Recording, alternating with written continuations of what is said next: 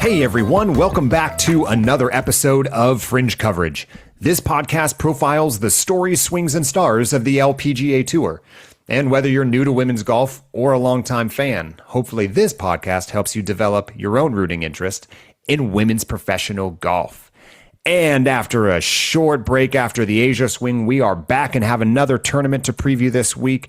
I'm joined, as always, by my main man, Tommy Boy. What's going on?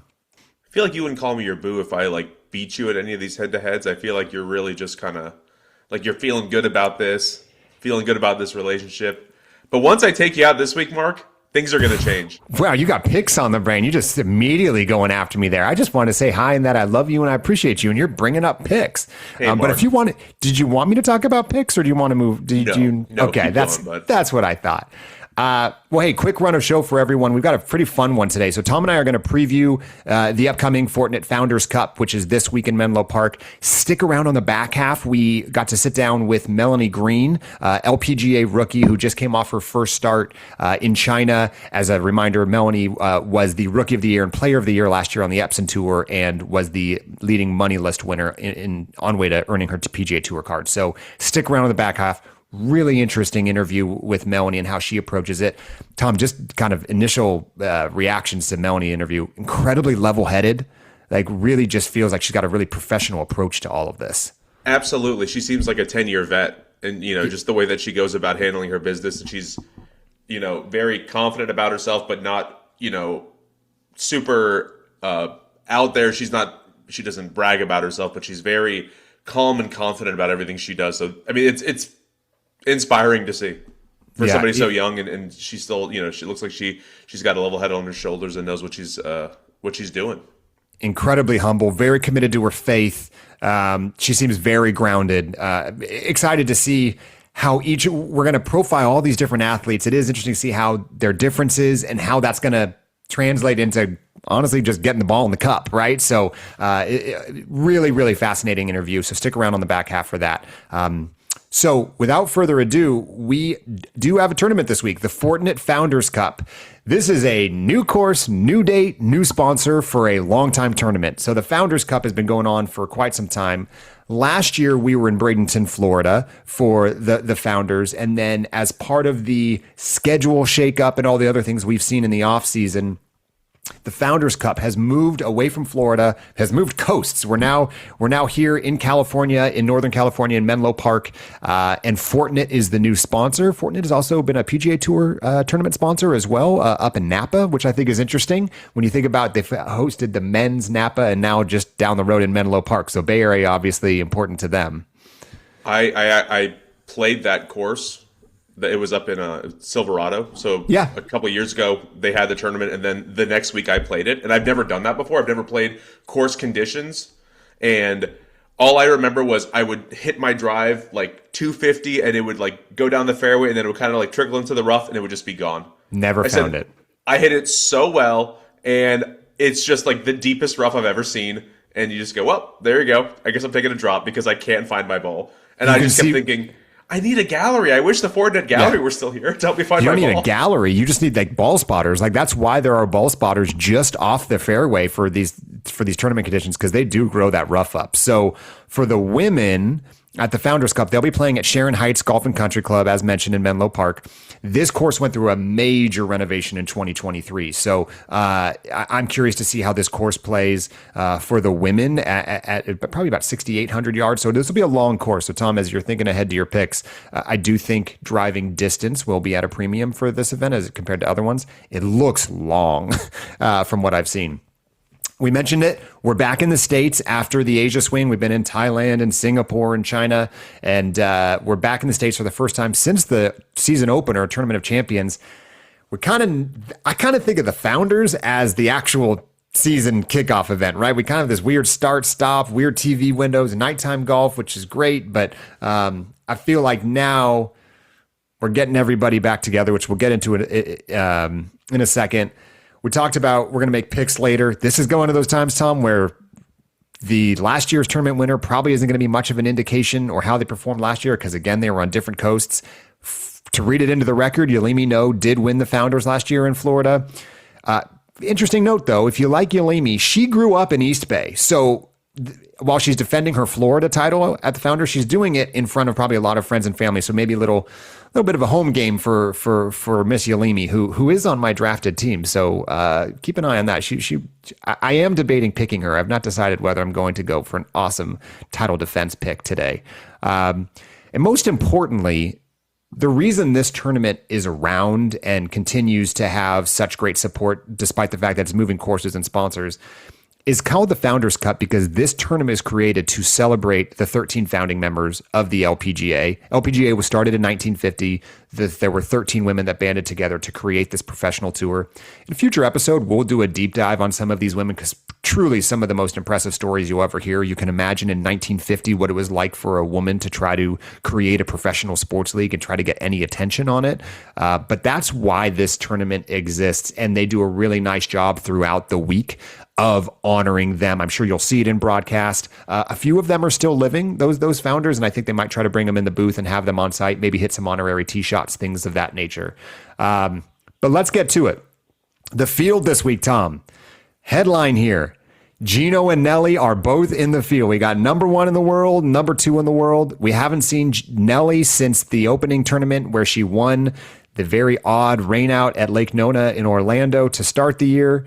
7 of the top 10 are here. The only ones we're missing are Charlie Hull, Hannah Green, and Running Yin. We're missing Charlie because, as she said on our podcast, Charlie she only plays 18 events a year. Founders isn't going to make that cut. Hannah is down in Australia right now playing in the Women's Australian Open, which is a co-sanctioned event with the LAT. That's crazy travel going from, remember, she won in Singapore and then made her way down to Australia to get ready for Australian Open. She's not coming to Menlo Park after that. And Running Yin, who again was kind of one of the host players, she was kind of the main player just in her own hometown event in China. I imagine that was probably a heavy lift for her with sponsors outside of the tournament. But those are the only 3 in the top 10 not here this week. And then this is a second look at the rookie class. We mentioned we're going to have Melanie Green on here at the end of this episode. But Haley Cooper, Yana Wilson, Riley Smythe, we're going to get to see round 2 of these rookies and on home soil. So excited to really have all the players in one place at right time. And just one note I saw, Tom, about the Founders Cup. So Fortinet, the title sponsor, and Armis, who's one of their big supporting sponsors, they're underwriting the tickets for anyone 17 and under with the purchase of an adult ticket. So if you're in the Bay Area and you're thinking about going, if you buy a ticket, your kid under 17 gets in for free. I love that. I love removing barriers to watching women's golf, certainly at the youth level. I think that a lot of times you can hear the term grow the game a little bit too loosely created. This is one of those times that I think that is absolutely what we're doing is growing the game. So, Tom, if you want to get your family up to the Bay Area, your kids can go for free. Well, I think that's a really cool thing to do, and especially for an event like the Founders, where not only are you seeing some of the best players in the world, you also get to learn about the history. Like, personally, I know that one of the things I really enjoy about the San Diego Padres Stadium, Petco Park, is that they have like a little Hall of Fame that you can walk through and learn about past players and learn about the history of the organization. This sounds like, I'm guessing they will have some kind of tribute to these players on the ground, not just on the broadcast, but you can go around and you can learn about these players and read a biography and see their accolades and all that. And for a little kid to come out to a tournament and get to do all that, I think that'd be really cool for them. Yeah, no doubt. This is definitely a tournament. I hope the Founders has found a home here at Sharon Heights and with Fortinet as a sponsor. If it does, certainly it's not hard for you and me to get up to Northern California. This should be a tournament that we effort to get up to at least every year or two, because I do think we would enjoy that. So great. So we're back in the States, which means no more nighttime after the kids go to bed viewing that we've had the last few weeks.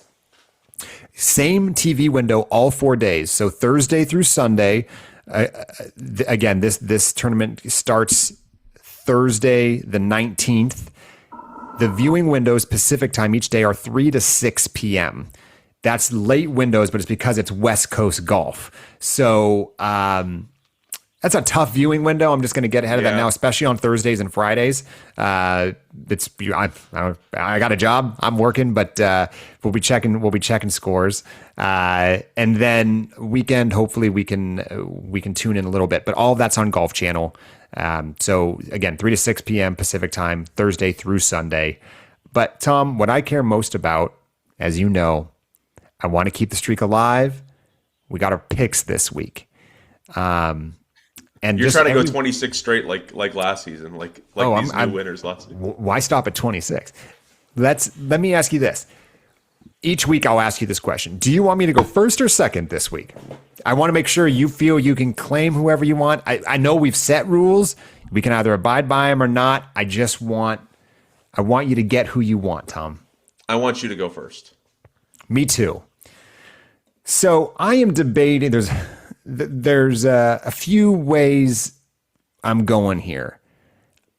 I've narrowed it down to two people, and I don't want to tell you the other one just in case I'm giving you a hint of who you should take. I'll tell you the other one afterwards, but I think I'm going to go with Angel Yin. And I think Angel's on my season-long team, so I feel like I'm just starting to pick my own players throughout the course of the year and doubling up.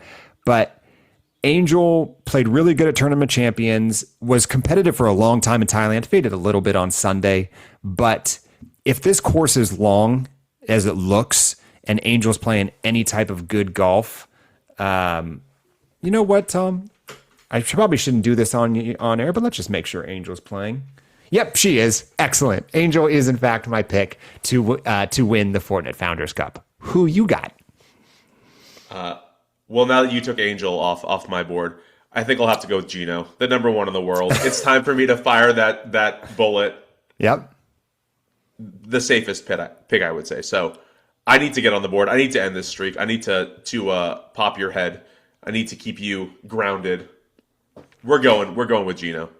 Yeah, I think that's a pretty good pick. I mean, she finished tied for seventh in Orlando. She won in Thailand. She had like a top 30 in where was that, in Singapore? So she hasn't played since February 26th. So she will have had a nice 3-week break going into 3 or 4 week break. So hopefully she's fresh. Hopefully it's competitive. So we got Angel versus Gino. I was toying with Nasa Hataoka. She's been playing some pretty nice golf. I don't know how well she plays on the West Coast, so that's why I hesitated in the last minute. But it should be a really, really fun tournament for those of you that are able to watch. I do think this will be one of the more entertaining watches of the year. So hopefully you can make it appointment viewing when possible. But with that, we're going to cut straight to our interview. Again, we sat down with Melanie Green, and we hope you guys enjoy the conversation, and we will see you all next week. Now we are joined by LPGA rookie Melanie Green. She's coming off her first full season on the Epson Tour, but man, you wouldn't have guessed it from the results. She had 2 wins, 10 top 10s. She was Rookie of the Year. She was Player of the Year. She was first on the money list, all en route to earning her LPGA card for 2026. And just now, she's fresh off making the cut in her first start of her LPGA rookie season in China. Melanie, welcome to Fringe Coverage. How are you? I'm great. Thank you guys for having me. I'm excited. We're excited to have you. We've got quite a few questions for you, and I feel like this is awesome timing given that you just came off of the event in China. So let's start right there. How was Blue Bay? Yeah, I mean, Blue Bay was awesome. The golf course was in phenomenal shape. People were asking me if it compares to some courses here, and it's not like it was like crazy. Like, it's a normal golf course. I don't know, but the amount of palm trees and just every blade of grass was great. It was just in phenomenal shape, and I was excited to start over there and in that journey and everything. And the golf course, even the people, hospitality was great. So no complaints here. I'm excited that I was able to go out there. Okay, was that your first trip to China? Yeah, it was first trip to Asia. So it was, wow. Yeah. So it's look, this is not your first ever start on an LPGA Tour event. It's your first first official rookie season, but you kick it off, you go to China. How was the travel? How was the jet lag there? How'd the game travel? How you feeling now? Just how was that full experience? How long did it take? Let's start there. Yeah. I mean, I think I might have done a poor job mapping the whole thing out, but I'm pretty sure it was like 30 hours. Okay.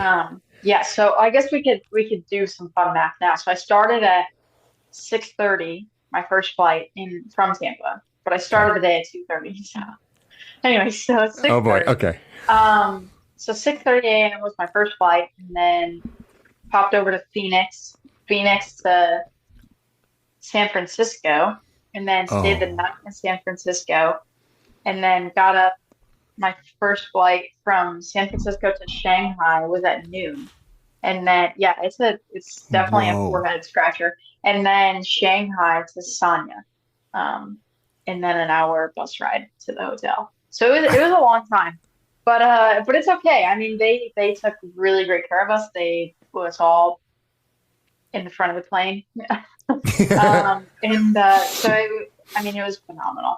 They're very kind to us, all the fans. It's just that culture there. They just love women's golf, and they're willing to go the extra mile. And the people that I was communicating with, specifically, her name is Icy, and she took care of all of us. She was, in charge of all the flights and bookings and all that stuff and hotel accommodations. And wow. So she handled it like a champ, and she's like my age. Like she crushed it.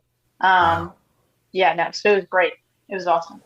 And then it's your first start, but how are you going about feeling out the game, the body, like coming off of jet lag?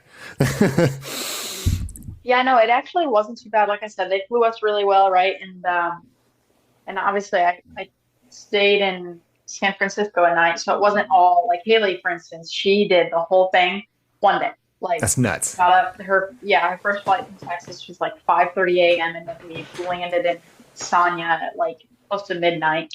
So you know what I mean? So, like she did it all. Like kudos to her. But so I had a little bit of a break between. But obviously getting over there, you kind of have to have a game plan, right? It's like, okay, I'm going to sleep on this flight. I'm going to stay awake on this flight. So right. my first flight from San Francisco to Shanghai, I slept, popped a few Benadryls, slept for like 3-4 hours. And then I'm like, okay, I have to stay up the rest of the day. Because I'm going to land at like midnight there, and I got to, make sure that I adjust. And so I felt like, honestly, like you're switching time zones entirely, right? I was telling people back home because they're like, how the heck are we going to know when you're playing? I was like, okay, just take the time that you're in currently, flop the AM and PM, and then add another hour, and that's my time, right? So you would think that it would be like a disaster trying to swap like entirely, right? But luckily I had a few people kind of trying to guide me and give me some advice and stuff. And if you can switch your eating habits, that's much quicker to adjust. So, just having a game plan of like forcing yourself to sleep and then forcing yourself to stay awake, and then also making sure that you're like eating the correct times again, so it helped, but yeah, it was a long time. And honestly, coming back to it wasn't too bad. I had to do obviously the whole thing in, I guess, one day, but one fell swoop. And I got back at like 11:30 p.m. On this Monday, and then got up at 6 o'clock in the morning. So I slept, through the night, whatever, got up and did my stuff, whatever. And jeez, I feel like I'm adjusted. I heard that the second day was brutal. But honestly, mine was not bad. I think I did take a nap, and it was like an extended nap. It was like a extended nap. I like that. It was an extended nap. But then I was able to sleep that night, so it wasn't the end of the world. So I have to imagine one of the worries is like make sure your sticks get there too. Did your clubs follow the same flight path you did? Yes, they did. I'm so grateful. Praise God. There was one girl, Gina Cannon, like her stuff did not land. They didn't even leave. They didn't leave Shanghai, and like they gave her so. There was a big tour bus, right? And like, depending on when your flight was, a lot of people, it was like 6:30 to even 9. Like a lot of these people ended up taking the 2:30 shuttle to the airport, right? So there's probably almost 100 people trying to check in, all China Eastern, whatever. So, and, you know, they got 4 or 5 counters. And apparently when we got there, their like ticketing printer was like down or something. Somehow they magically got it up. Anyways, they gave her 2 bag tags that were the same. So they couldn't let, yeah, exactly. Oh, You totally understand. no. Yeah. So she's like, great. Now I What do you like, do? at least the golf clubs, like bring the golf clubs, you know what I mean? But Yeah. but she's like, oh gosh, I actually should text her and be like, what's the deal with it? Cause like we're in LAX and she's like, yeah, I don't have anything. Oh, that's terrible. I feel so Wow. bad. None of it's her fault. You know what I mean? No. Like, Wow. anyways, yeah, it Man, was that brutal. those. But luckily, praise God, mine made it. So And then, did so you when have, you land, how quickly are you getting those golf sticks moving? Like, are you landing and then, you know, go to the hotel, go get ready, and then start hitting immediately, or do you give yourself some time In in China, between? Yes. so we landed, so we landed close to midnight. Like a lot of the girls probably stayed up until like 1 or something, and then they fell asleep, whatever. The next day, Haley and I went on like a little walk, like because we're on a resort and the beach is right there. We're on an island on a resort, the beach is right there. So we kind of just got up, had breakfast, probably 9 o'clock or whatever, and then we just kind of ventured around, tried to figure out our way around, and then probably middle-ish afternoon, I forced Haley to go over to the golf course with me. Basically, I was like, dude, let's just go hit some, like, let's just pretend that we're athletes here just for a second, you know? So let's go to the slots, you know? Um, so we actually ended up going over to the golf course. But other than that, the first day, we kind of just tried to adjust and hung out, made sure that we stayed awake. what did your expectations look like going into your first LPGA rookie season start in China? There's a lot of moving parts there. What were your Yeah. expectations, and how would you kind of rate your performance looking back? Yeah, I mean, it's not like my expectations were like through the roof or even that I really had many. I- it was my first start, right? For this year, right? And you know, obviously changing different time zones, that was the biggest thing. Like I did not want to go into even Monday like struggling. Like, okay, I'm not even acclimated. You know what I mean?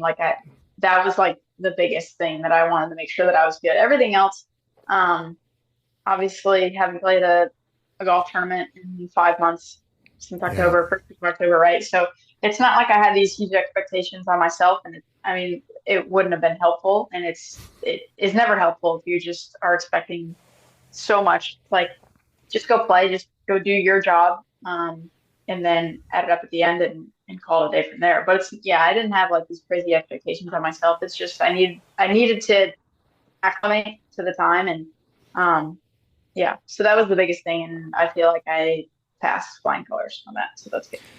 I feel like making a cut in China first start is definitely. I feel like all of your rookie counterparts that didn't make the cut would have taken that, and even the ones that did probably. That's a pretty good box to check just to start the season. Did you have? I mean, look, you've played in Arnold Palmer Cups, you played in Curtis Cups. Do you get first tee jitters on a start like this? You know what's funny is they're not jitters, it's just normal. Like it's not like I was like freaking out. It was more of a, okay, this is the first tournament that I am going to be playing in the last 5 months, you know, 5 months back, right? So it's like, it's not like, oh my gosh, I'm nervous, like I'm playing an LPGA event. It wasn't any of that. It was just strictly of, I haven't played competitive golf. You know, I turned and looked at Shane and I was like I don't even know what the hole was. It was probably on the front nine or maybe the beginning of the back nine on the first day. And I looked at my lap and said, Shane, this is so much fun learning how to play competitive golf again. Yeah. You know, because I'm like grinding to get back. And praise God that I had, you know, a bunch of birdies and whatever. So it felt, you know, once I got off the golf course, I'm like, okay. Yeah. Off the course. Any sightseeing? We heard a lot of reports of people going to Monkey Island. We heard all sorts of things. What did you and Haley or anybody else get into while you were there? Yeah. So Monkey Island, I did not make it to. I'm kind of bummed about that. But what did we do? Well, all the caddies went to McDonald's, so I had to go see what the hype was about. I never What? had anything, but yeah, no, it's just because they were sick of the food, I guess. I don't know. I thought food was fine.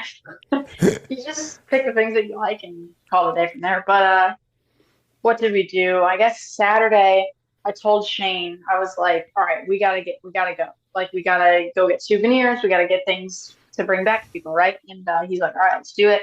And so we downloaded Didi. It's like Uber over there. Okay. And tried to get that to work. Didn't work. Couldn't figure out like WeChat, which is like their Venmo. Yeah. And so that didn't work, whatever. So maybe we took like a Uber or whatever you want to call Didi to like the mall. So we just walked over to like I guess there was like restaurants and like, it was like almost a little bit of a strip mall. And yeah, so we walked and we got some stuff from like it almost looked like a gas station, little shack. It's not like I did anything crazy. I wish I would have, but there's also like we're on a resort. Yeah. I did a terrible job being a tourist, that's for sure. I feel like you're there to do a job too. That's probably a hard balancing act when you probably feel the pressure of like you should go see things, but you're also like you're playing for your career here. Yeah, but I was there for an extended time, so it's not like I didn't have. Don't be hard on yourself, Melanie. We're here with you here. It's okay. It's okay. I'm not losing sleep about it. Yeah. Good. For those who are new to Melanie Green's game, can you give us a little scouting report on yourself? Oh gosh, I think I'll just stick with the answer of you should just come and make the judgment for yourself. Oh. Yeah. So I'm not really huge on like, oh, I'm good at this. I'm not good at this. Everything needs improvement. I'd say that I'm more or less of a stronger ball striker. Okay. But recently I've really enjoyed putting. Feel like I've got the flat stick working more or less for me. So, driver's probably always been my favorite club in my bag, but as of late, I really enjoy watching putts go in. So, what's that like? Yeah, no, it's fun. It's a blast when they actually do. When they don't, it's a little frustrating. What's your personality on the course? Are you a pretty even keel? Are you up and down? Are you talking with Shane? What's a round look like with Melanie? Yeah, good question. Sometimes I'm pretty like chill. Like I don't talk a whole lot, and it's not because I'm not interested in talking. It's strictly because like you kind of fall into like a rhythm, and you're just chilling. Like there's not a whole lot going on up there. Like sometimes I'm like looking down, whatever, and people are probably maybe thinking I'm thinking a lot or whatever the case is. And there's a lot of times that it's ghost up there. There's nothing going on. I'm looking at the grass. I'm looking at the feet. Like I'm looking at the shoelaces. Like, so yeah, it kind of depends. I prefer it when it's very like chill. We'll do business when, I'm close to my ball.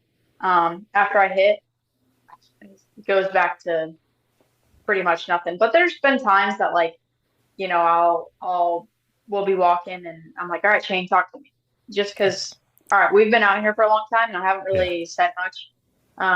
You haven't said much either. So let's chat, but yeah, like I don't mind when, in college and stuff, right? Like we didn't have a caddy, so there was nobody out there. It's not like I was one to make a huge conversation with my playing partners. It's not that I didn't. Yeah. I'll talk to you, no problem. But I'm, some people like to chat the whole round. I'm less like that.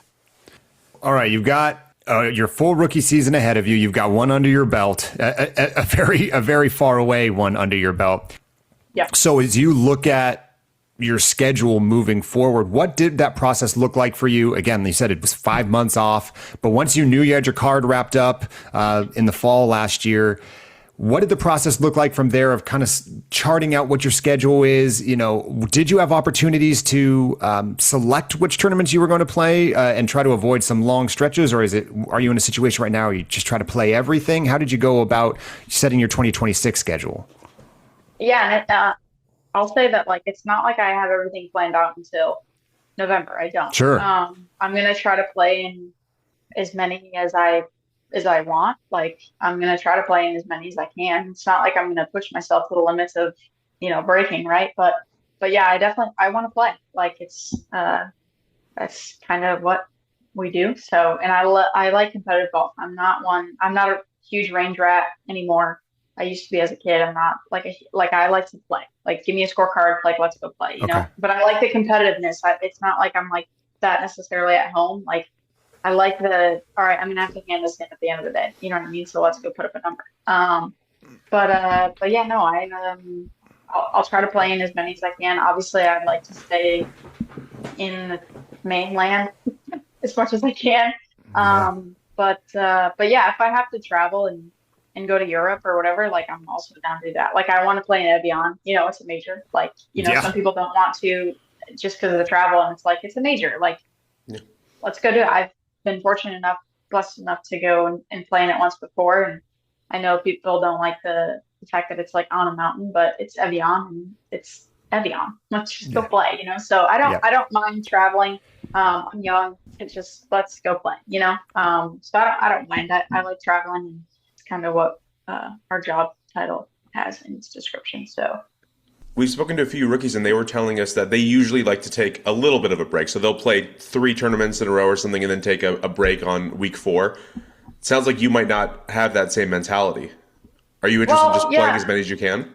Yeah, I mean, it's not like the season is like, okay, there's 8 in a row, you get to choose. You know, it's not really like that. I guess the stretch from, but not even. I mean, it's 3 in the West Coast, and then I'm pretty sure there's a week off, and then it's Yep. back to Los Angeles, and then I guess that stretch is a little bit longer. So I guess you kind of got to choose, especially when it comes to like Chevron, like if you want to play in the one before, the one after, just because I'm pretty sure there is a big stretch, but yeah, no, I mean, I'll probably play 4 max, you know, 5 in a Yeah. row. I don't know. I'm not gonna make plans just for me to change them up a bunch. I'm gonna definitely listen to my body, and especially, you know, depending on how I play, you know, like I don't have to carry my own back. Like, that's a huge burden of not having to do that. So, you know, if I'm playing well, let's play, you know.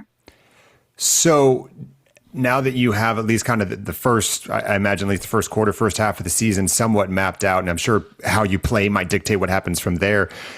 How are you traveling solo? You got family coming with you? What do your travel plans look like? Yeah, I mean, obviously there's a few girls that traveled to China together.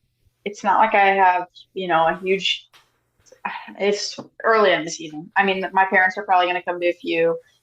We won't travel together, but we'll get to the Okay. destination together. So I'm not one that like needs somebody, like needs a plane buddy, you know, like it's fine. It's 8 hours of the day, however long it takes. Like, it's okay. The phones make it really easy to, you know, if you're bored, text somebody, you know, like it's not, the end of the world if I'm not traveling with somebody. But yeah, we'll probably end up just having a few people, whoever comes that week, we'll all just meet up at the spot. But I think a day without somebody by my side, I won't do it. I'll be okay. Did you? I have to imagine the trip to China really will amplify this answer. But you got a lot of time on planes, you got a lot of time on buses, you got a lot of time just travel in general. What are you doing to kill the time? What are we watching? What are we reading? How are you getting through 30-hour travel trips to China? Well, When you're not taking the I'm Benadryl and getting your 3-hour naps. Yeah. Yeah, no, I don't, I'm not a huge show watcher, but my buddy and I have been watching Night Agent. So I watched a Okay. little bit of that. But that's not, I mean, that's 10 episodes of the new season. Like, it's not like I'm like this huge binge person. Um, but yeah, if I'm reading something, it's probably gonna be my Bible, or a book about the Lord somehow, way, shape, or form. But yeah, no, nothing crazy. I'll turn something on, but I probably won't even really pay attention to it. But yeah, no, probably reading. But a lot of plane rides, I will sleep. Like, it's not like I'm like up for 4 hours and I'm not watching anything or doing anything. You know what I mean? I don't sit That's there a skill. That's a skill, staring girl. at the Don't seat. lose that. Yeah, I try. Thank Is God. there a city, or whether it's the city or whether it's golf course, is there a stop on tour you're really excited to hit this year? I mean, obviously, I'm really excited to play in, you know, the majors. But it's not like anything that I'm like, oh my gosh, I'm so excited to go to this spot. I'm gonna be honest with you, I don't know that I've studied the schedule enough to be like, oh, It's a big really, nap. like, yeah, it is. I'm kind of just whatever, right? Going everywhere. So, but yeah, no, I mean, I guess I'm excited for Chevron. I mean, that's close, so Yeah. Excited for Chevron, but yeah, I'm excited for all of it. I mean, I get to travel for a living and play sport for a living. Not many people get to say that they do that. So I'm just looking forward to the whole experience, and I don't want to, make one thing bigger than the other, and because all of it is going to be fun and adventurous in some way. So talk to us a little bit about growing up in Medina. You grew up with siblings. Dad played college baseball. Talk to us a little bit about what family life, a little bit about Medina, and kind of what your sports path as a kid was, and how golf kind of came to be the focus. Yeah, I mean, the village of Medina, not very big. So, yeah, I mean, I had 116 people in my graduating class. My high school was very small. I joke we probably have maybe 3 stoplights. It was very small, but I mean, I liked Medina. I liked, I'll always remember where I came from. And it's just crazy to see how the Lord brought me from that very small town down to Tampa. And, it's huge, but like when I was down here, I kind of made it small. It's about the community that you surround yourself with. But yeah, all my family's up there. My dad did play. It's hilarious because I've said these things, and like he played at a community college, like that was like local, so it's not like that's college baseball whatever, to me. but yeah, exactly. So, but he's always loved sports. He repped football up until I was probably 10, 12-ish age. It was college football, so he had fun. He's always loved sports. He's helped out with the high school baseball team back when I was in like middle school, right? So I mean, he's always loved sports. My mom, she'll watch it because everybody else in the house watches it. Yeah, I miss them and stuff, but it's fine. The phone makes it really easy. But yeah, no, Medina is Medina. There's not much to go tourist there, and everything that you kind of need is there. But I'm glad that I'm down in Tampa now. Sure, more so because of the weather than anything. Just the weather's there. The winters there stink. They're just not good. Yeah. If you're going to be a career professional golfer, tough place to live year round, I imagine. Yeah, no, it's not good. We get a lot of lake effect snow. Did you grow up playing team sports, or did you gravitate toward solo sports more? No, it's not. It's not like I gravitated towards solo or team sports. I love sports. My dad could get home from really long shifts and be like, "All right, Dad, let's go play catch in the driveway." So I love sports. We would put our cornhole boards, and we would like prop them up so that they made like little goals. Like we would play hockey, like street hockey in our driveway. Like I love sports. But I was really shy as a kid, believe it or not. And my dad, he tried really hard to get me into softball, and I just wouldn't do it. But yeah, so I was definitely more on like the outskirts of things, and I think golf was just easier because I could do it on my own, and I could grind and do all that stuff on my own, and I didn't have to worry about, if I don't know, there wasn't a whole lot going on in the brain at that time. Basically, it was just, yeah, this is fun. I get to hit a little white ball and go chase it. I mean, it's not much different than all the other sports. So yeah, I just gravitated towards golf. My dad really liked golf, so it's just what we did, I guess. What's something the casual fan doesn't realize about what goes into being a professional golfer? Again, they're probably going to see what's on TV and they say, wow, these people are playing for tons of money and they get to play golf for a living. Obviously, we talked a little bit about travel already, but what are some of the things that you've experienced firsthand that you think would probably surprise some people about what the lifestyle looks like? Yeah, I think the biggest thing that people don't realize is the expenses part of it. I'm not complaining about it. It's part of the job. I have no problem. But yeah, I don't think people realize that, like, the purse might be, $1 million or something like that, right? But everybody's got to pay for their own travel. International travel, like we pay for our caddy's flight, right? Like we pay for things. We got to pay for a caddy every week. We got to pay a percentage of our check to the caddy, right? Like, straight conditioning coaches, PT, all these people, like we, have to pay for all that. And it's not a problem. If you play well, it's not a problem. you can pay for it. It's not a big deal, but yeah, no, traveling and arrangements, got to get your own hotel, Airbnb, you got to get your own rental car. You got to, there's a lot of moving parts, that I think that they don't see, but that's okay. But yeah, no, there's a lot of things organizing wise that you definitely have to be mindful of, for sure, that people don't quite realize, but that's okay. You got any sponsors or partners you want to shout out right now that have been helping you? And I'm serious, in your journey right now. Who's I know you're TaylorMade athlete. Is that right? You got. Yes. But anyone else, just partners wise, that are helping you in your early career? Yeah, I mean, I got RMI this side. RMI. It's actually my church, and then I got Ford. All right. They're gonna. They got the collar. Everything on the camera is reversed, but yeah, I got the collar, so they're gonna hook me up with the vehicle. I got Epson from last year. They're helping me out. And then Shoes, the clothing brand, the shirt that I'm wearing, all the clothes that I wear.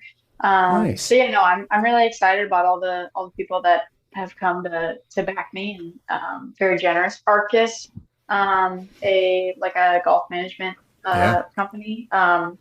So yeah, it's awesome. I'm really excited about all my partnerships, and I'm hoping that they last, and I get to create good relationships with them. But yeah, no, it's pretty cool, like the amount of people that actually want to be invested, not just money wise, but like I want to support you, like I want a relationship with you. Like I support what you're doing. I support, what you stand for. And so it's really cool. Nice. I love that. I mean, again, there is a bit of a gamble on that side from a corporate side of, hey, there's a lot of golfers out there. Not everyone ends up being the number one player in the world, and there's a lot more that goes into those partnerships than just, what the scorecard looks like after 72 holes. I have to imagine, you are a wonderful fit for them just as a brand ambassador. I'm sure they're excited to have you repping their brands out on the course for the foreseeable future. Okay, let's get you out of here on a couple just off the wall, non-golf questions. We talked a little bit about when you're on the course, you might be on the quieter side. You might talk to Shane if you want some conversation. Any superstitions on the golf course? Anything that you always do, or just things that might surprise people? Other than like routines and stuff, right? Like, I mean, everybody has a routine, like to, go forth to hit the ball, stuff like that. Yeah. So, that stays the same, but that's not superstitious. That's just intelligence. Everybody does it. What else? I'm less crazy about it, but like the things in my pocket, like, so I'll have two like bigger driver tees. I'll have a par 3 tee. I'll have a divot tool, and I'll have a ball marker. So like, there's just certain things, but like, these are not like superstitions. I don't have anything that's like, if I don't do this, then I can't.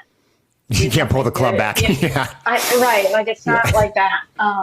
This all just seems very sensible to me. This is all very level-headed things that I need to have my tools. It's not like, my ball marker needs to be adjusted a quarter. Tom, I think this explains why she's the pro golfer and you and I are just absolute basket cases on the course.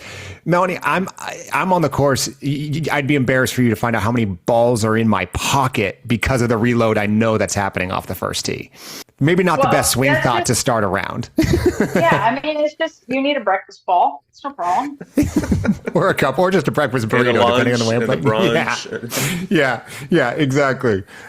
We've been asking a few people just kind of like pet peeves of caddies, or like, hey, just if there's one thing like make sure you don't do this if you're my caddy for the day. What are just some absolute no-nos in the caddy world that will like upset you in real time in a round? Well, first off, I'm so blessed with the caddy that I have. He's great. He just wants to learn, and he's awesome. He just wants to support me and help me, and so I feel like we're a good tag team. So there's nothing that he's going to do that's really going to like. Let's pretend I'm your caddy. Shane's going to be great. Amazing. Shane's great. But if I'm coming in, what am I going to do to immediately make you mad? The first thing that comes to mind is, and it's not even that it would make me mad. It's just because it's a rule. Like, don't stand behind me. Like, make sure that you're like kind of not in my visual. Like, you know what I mean? But like, it's not like if you're standing like in front of me. But like, I don't care. But that's basically the biggest thing. Like, when I'm about to hit the shot, like there is a little bit of a bubble. Like, do not stand behind me because that's against the rules, and don't stand in front of me that I can like still like I can see you. You know what I mean? Just especially as like a caddy standpoint, because that's a part of your team. You know what I mean? Like you're also, you're trying to have success for yourself and right, but you also are trying to like it's a team. Like you wanna do them good too, right? Like so, Totally. your opinion, it matters to me more than a fellow player or the fellow player's caddy. You know what I mean? I don't really care what they think, but I want to make sure that you're proud too. You know what I mean? So, so if I can see you and see all your reactions and all that stuff, that like that kind of whatever. I guess that's my superstition, but it's not a superstition. That's just normal. Like I want to make you proud too. Like yeah, like Tom said, this is all very sensible, Melanie. These are very, very. This sounds like a 10-year LPGA vet talking right now. That you've got a pretty level head on your shoulders here. Oh well, I appreciate it. Is there something that like if you were, let's say you made a bad shot, do you want your caddy to say, "Hey, it's okay, you'll do better next time," or do you want silence and you will figure it out yourself? Yeah. So I'm not one that's like you tried so hard, like I don't like the consoling, like the consoling is not it. But when I had Leo on my bag, my best friend from school, last year on Epson, like I made it very clear to her, look, like if I'm upset, like have empathy for me. You know what I mean? But not like, oh, like, I'm so sorry, not pity. Yeah. Be upset with me. We're a team. You know what I mean? It's like, crap, like, excuse my French, but like, darn it, like that was upsetting. Like, and Shane is great. He's learning, just because we haven't known each other that long, but he's trying to learn me and learn my mannerisms and learn what kind of gets me to the next spot. And when I start, playing well and feeling really good about where my game is at, like it'll be much easier to learn because I'll get over things much faster, and the shot dispersion is going to get a little smaller and stuff like that. Sure. So there's going to be less opportunities for me to get upset. But yeah, if I hit a bad shot, there's times that like I might hit a bad shot, but I get away with it because I have a good, target or number or whatever. And the only thing that makes me upset really is when the pre-shot stuff, all the information gathering and all that stuff, we don't come up with a good number or something like that. And regardless if I hit a great shot or hit poor shot, like if I hit a great shot and it doesn't kind of end up, it's like, well, dang, we didn't come up with a good number. We didn't, that's the only thing that kind of makes me upset. But yeah, no, just have empathy for me, but don't pity me. So it sounds like something you need to work on together, and that relationship will work itself out. Right. That's great. Right. Yeah. Okay. If I'm, if I hit a bad shot and I'm upset, be frustrated with me. You know what I mean? Or, if I got mud on my own and it starts to do something crazy, it's like, darn it, but like, don't be mad longer than me. I like that. Is it wild to you to think that you're less than 2 years removed from playing golf at USF? Like, just think about what your journey has been in the last couple years of obviously being an incredibly accomplished college golfer to then getting 1 year on Epson and not needing any more than that to make your way to the LPGA. And now you find yourself a tournament under your belt on the LPGA and a full rookie season ahead of you. Do you ever take a minute just to pause and look back how crazy of a trajectory that is? Yeah. And quite frankly, if I think about it too long, I just start to cry because I'm like, I literally just go back to the Lord. I'm like, Lord, you are so good to me. And I did not deserve any of this. You've just blessed me with a phenomenal life. Just being grateful even in the smallest things. And he gets all the honor and all the glory for it because I could not have done it without him blessing me with the talents, with the determination, without that little bit of grit, right? Like, I could not do any of it. I'm nothing without him. And, it's surreal. And yes, there has been moments and luckily I have people around me that definitely, bring me back down to earth a little bit. Right.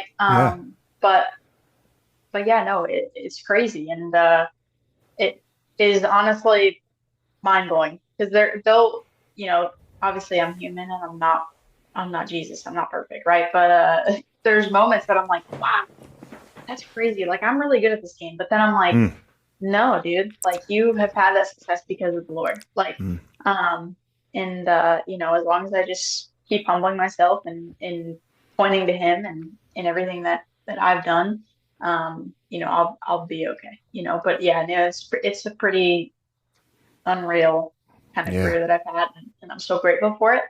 But yeah, no, I don't stop and think as much as I probably should.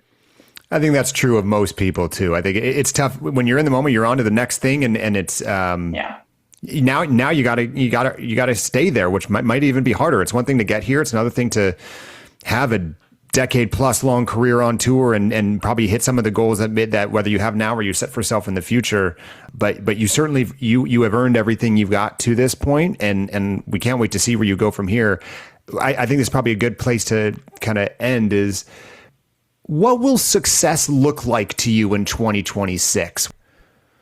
Honestly, it's not like if I don't do something, or if I do something that'll fulfill something. I'm just excited for the year. I don't get fulfillment from winning golf tournaments. Obviously they're really fun, but my fulfillment comes from having Jesus in my life.